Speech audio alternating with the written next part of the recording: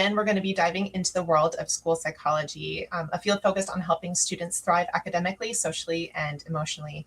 I am very excited to welcome Dr. Allison Peart, Assistant Professor of Psychology, and Kaitlyn Darling, a school psychology doctoral student from Central Michigan University. They're going to share what school psychologists do and how students can prepare for a career in this meaningful field. So welcome, Dr. Peart and Kaitlyn. Good morning, everyone. I hope your day is off to a good start.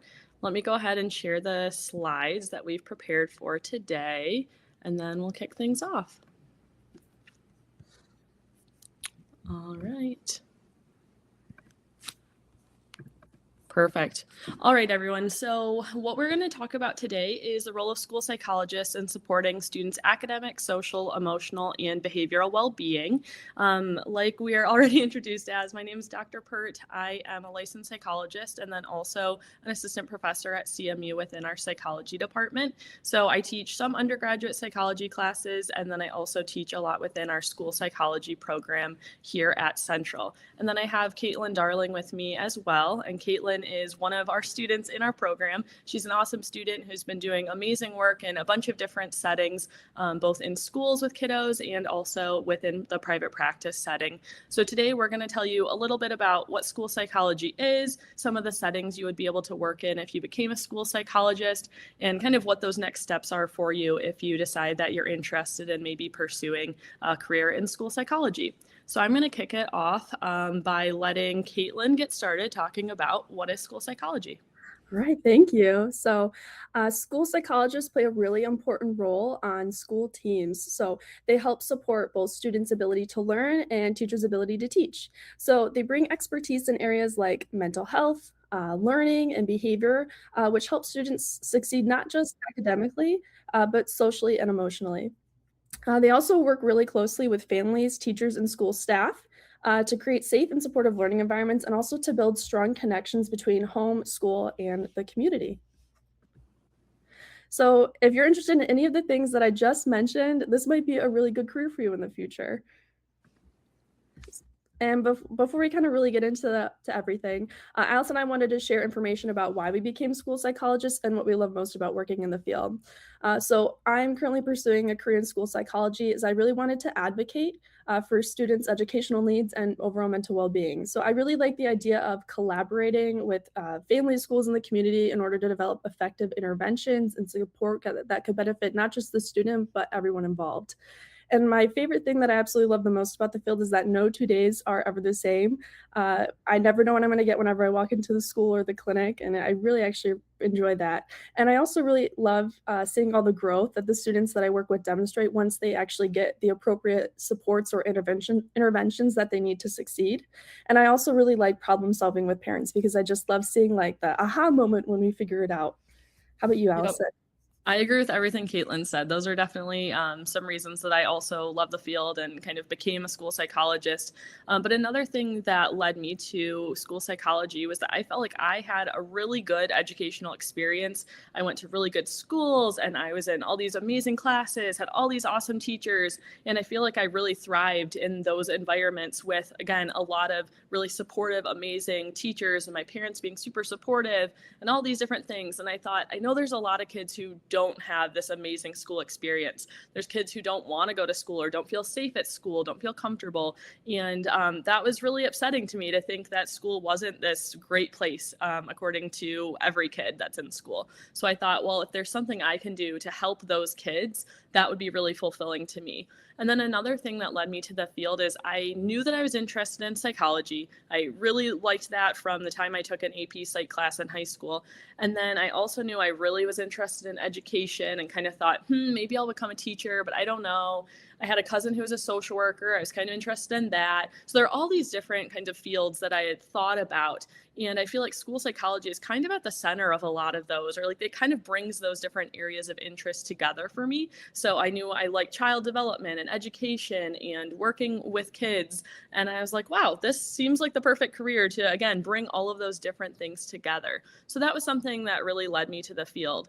I think in terms of what I love most, I like that you can do so much with a degree. You learn so many skills in so many different areas. So you could be a therapist if you wanted to be a therapist with the degree. You could do a lot of testing to help figure out like diagnoses that might be relevant. You can do a lot of consulting with parents and teachers. Again, there's just so many things that you can do once you get a degree in school psychology. And I think that's really amazing to have all of those options available to you.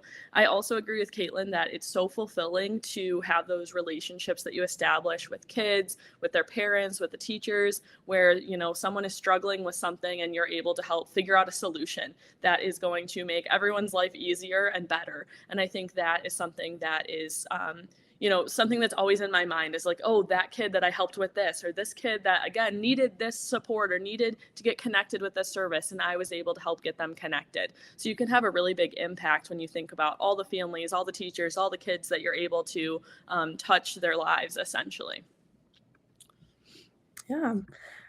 So you might be wondering, what do school psychologists do? So we do a bunch of different things. So we do assessment, which can look like intelligence tests or academic tests. And then we also look at social and emotional functioning. So we do these assessments to figure out what specific areas a student might need additional support in. And then that also helps us target something later on, like interventions. And we were able to actually target to benefit. So if a kid is struggling more in reading fluency, we can provide an intervention that will help them build up that skill. They also do some counseling. So you can do, again, either one-on-one or in small groups. I have run mental health groups and social emotional learning groups in schools.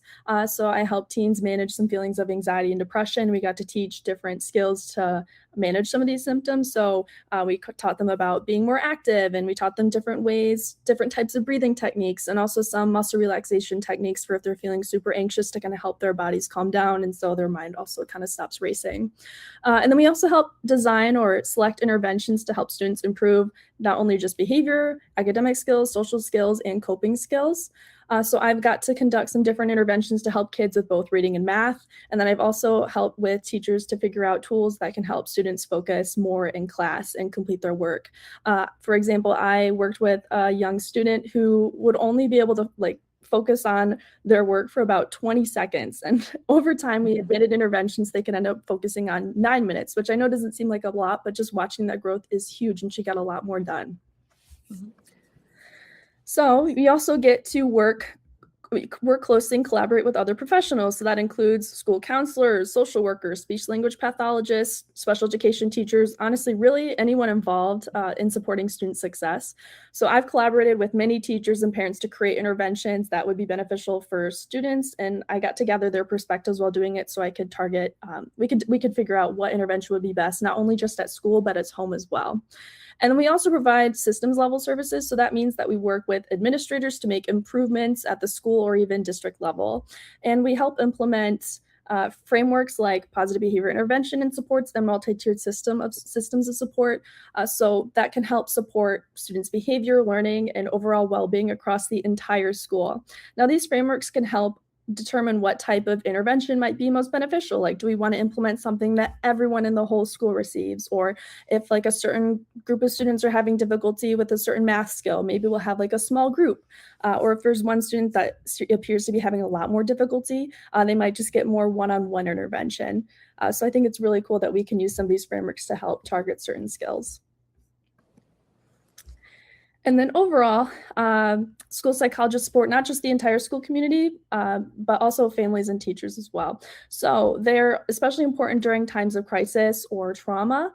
And this can include things like a sudden loss, a community crisis like a natural disaster, or even just other stressful events that impact students' sense of safety or overall well-being. So in those moments, school psychologists can help provide immediate support and help students process what they're going through. And they also work with students who are dealing with personal or family challenges like divorce, grief, or even major life changes. And they help students understand their emotions and teach them healthy ways to cope. And then also beyond working directly with students, they also support families and teachers by offering guidance and strategies to better support the students that they work with, both at home and in the classroom. That can look like classroom management strategies. So what our day normally looks like, again, kind of like what I said, I never know what I'm going to get when I walk in the building. So it's a mix of all things that we kind of talked about. So there really necessarily isn't a typical day. One day might involve a lot of testing, some observations, and another might focus more on doing some mental health support groups, or maybe I'm going to meet with the teacher or administrators and talk about ways we can make the school better or different policies. But overall, every day is different. And I think that's part of what makes the role so dynamic and interesting. Yeah, absolutely. So, although most school psychologists work in like a pre-K through 12 kind of public school setting, there are a lot of other settings that school psychologists can work in as well. So, as you can see here, about 82% of school psychologists are school-based practitioners, meaning they work in elementary schools, middle schools, high schools, sometimes also like preschool settings to support the teachers, support the family, support the students, and to collaborate with all those staff and all the things that we just kind of talked through. But school psychs can also work in other settings, which is important to know. So sometimes school psychologists will work in private practices or clinics where, again, they're doing more like outpatient therapy and some testing to, again, maybe diagnose something like ADHD or autism. Within hospitals, that might look like a similar kind of role, and sometimes also might be more of an inpatient kind of focused role where you're helping kids who maybe are in the hospital for an extended period of time, whether that's for a mental health reason or maybe they have some kind of chronic illness or cancer or something like that. Then you might help work with them to figure out, again, what kinds of school can they be doing while they're in that setting, and how can we help get them connected with peers and those kinds of things. There's also about 5% who are university faculty like me, since it's really important for us to obviously have people to train that next kind of generation of practitioners as well. And then we have about 4% who are administrators. So sometimes school psychologists will go on to be like a director of special education within a school district, or other kinds of coordinator and administrator kinds of positions, oftentimes within those school districts. And then we have a small percentage that work at the State Department of Education as well. So there's a lot of different things that you can do based on, again, what are your interests and how you feel like you can best support your students, whether that's, again, directly by being that person who's providing that intervention one-on-one with the kid, or maybe, again, as like a faculty member like myself, where then I'm helping kids by helping train those practitioners who are going to be going out and working in the schools and clinics and such.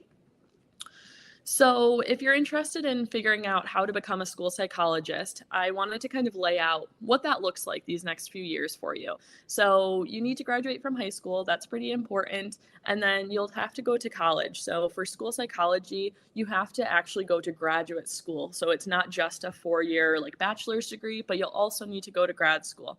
So to get into grad school, you have to go to college first, and then you'll prepare for grad school while you're in college. And then again, you'll get into a graduate program and do a few more years there. So I'm going to talk through what those kind of options look like. So for an undergraduate degree, oftentimes called like a bachelor's degree, there are a lot of different majors that you get to pick, but a lot of times people will major in something like psychology or child development or sociology or education, something that, again, kind of ties into these different areas that we mentioned. So you can study whatever you want technically, but it's going to be easier to get into graduate school for school psychology if you have a background in something like psychology or education.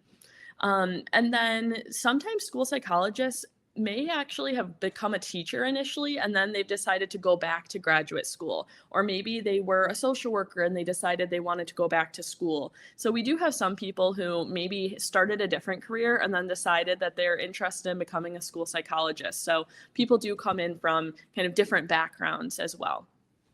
It's going to be really important to have experience with kids if you, again, want to go into this career that is very kid focused. So a lot of times people will get experience by either volunteering or working at things like camps, like summer camps, or after school programs. I know we have one in Mount Pleasant that a lot of folks will, again, get some hours at pretty easily.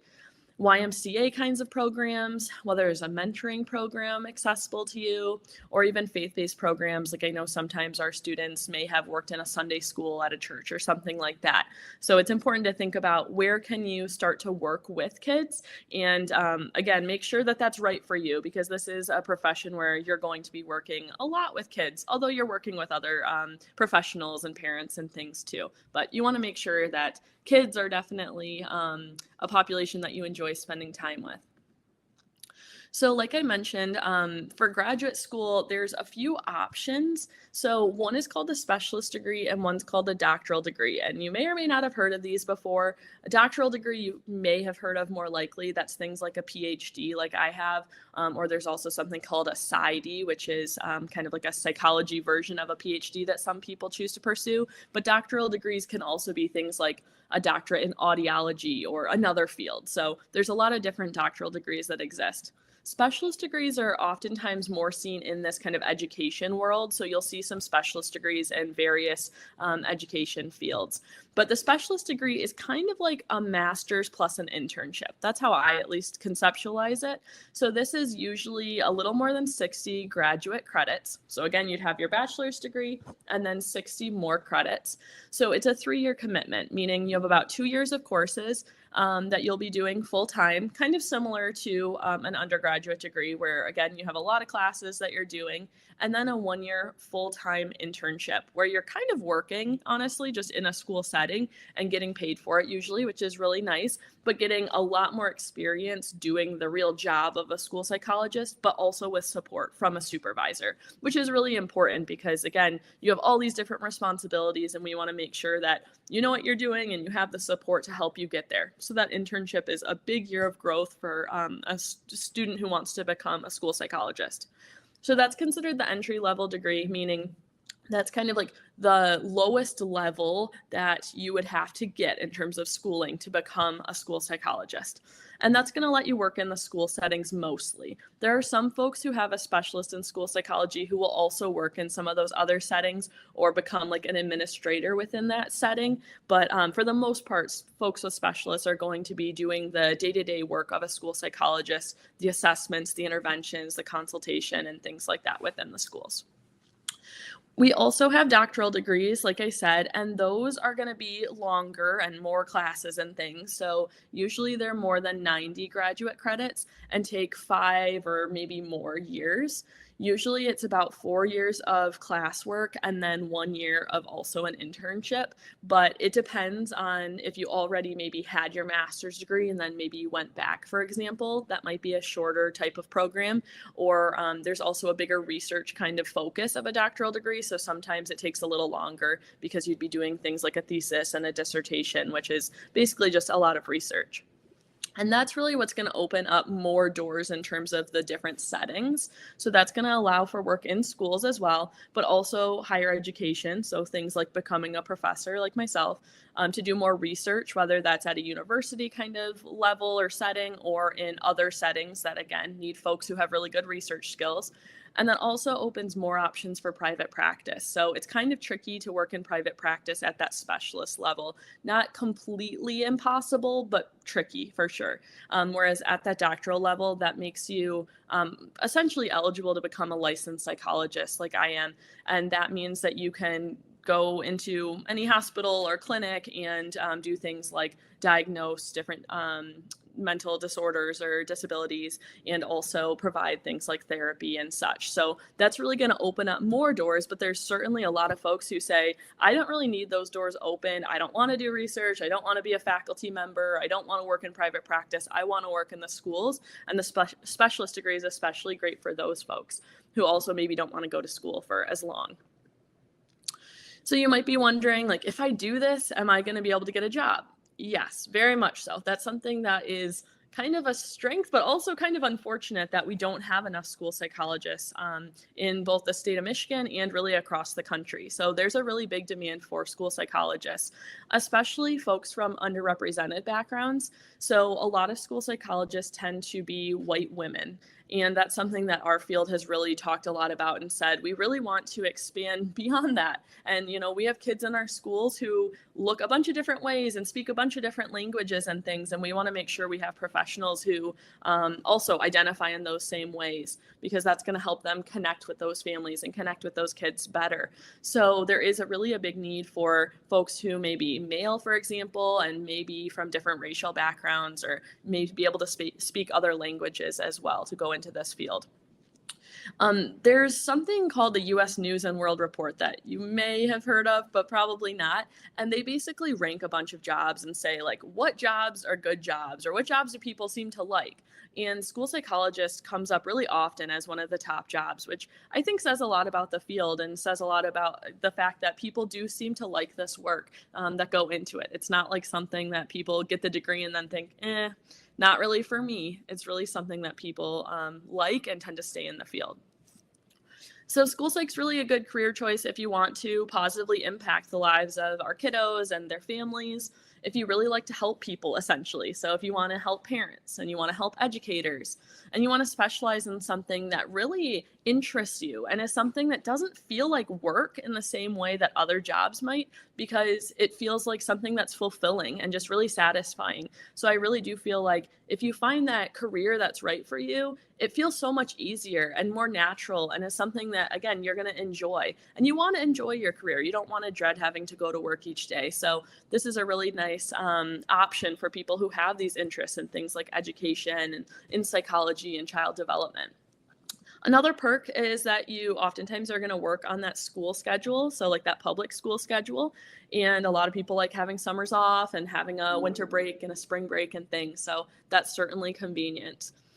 If you also like having kind of a range of responsibilities where you're doing different things each day, school psychology is great for that. And you also can do things that are more focused on that school as a whole. So again, it's not just one-on-one type of work. You really can do more of that systems level work where you're doing things like making sure that school feels comfortable for the kiddos who are going to that school, which is so important. And then, like I mentioned, there's a lot of different work settings. So you're not pigeonholed into just working in the schools. You definitely have other options there too. So I wanted to throw this up here for a minute in case anyone wants to scan that. This QR code takes you to our national organization's website, which has a ton of information about what school psychology is, different things a school psychologist does, graduate school programs in school psychology, just a bunch of information. So I definitely recommend checking that out if you do have interest in this and want to just, again, dive a little bit deeper. And I have a couple more slides to show you, so I'll give you a few more seconds here. All right. I have some references here, of course, because that's what we do. And then I wanted to mention just a few minutes about our program here at CMU. So CMU has a NASP-approved specialist program. So again, that's that master's plus internship program where students learn all the different things we mentioned. So some of those are things like assessment for different educational or psychological types of challenges a kiddo might be having, academic interventions and behavior interventions and tons of interventions, how to provide mental health support, how to consult and collaborate with those families and educators, and really how to support kids with diverse needs in general. School psychology tends to especially have an emphasis on helping support our kids with disabilities. So things like autism or ADHD, or maybe a cognitive impairment or a learning disability, etc. So our program really focuses on helping support those kiddos.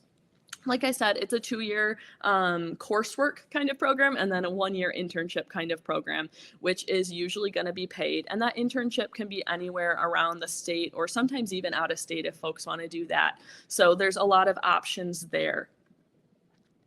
During our program, students also gain experience working in local school districts. So I know I mentioned there's a lot of coursework those first few years, but right now our students are also in public schools both their first year and their second year. While they're taking classes, they're also getting to apply all of that, which the students find really fulfilling. And it's also great for our local community to have more help, essentially, when they're needing more academic interventions or more social emotional intervention support and things. So our students are definitely getting that experience in the local school districts, which is so helpful for really everyone involved. And I know our students build amazing relationships with the kids that they're working with, which I think is always just amazing to hear about and to see.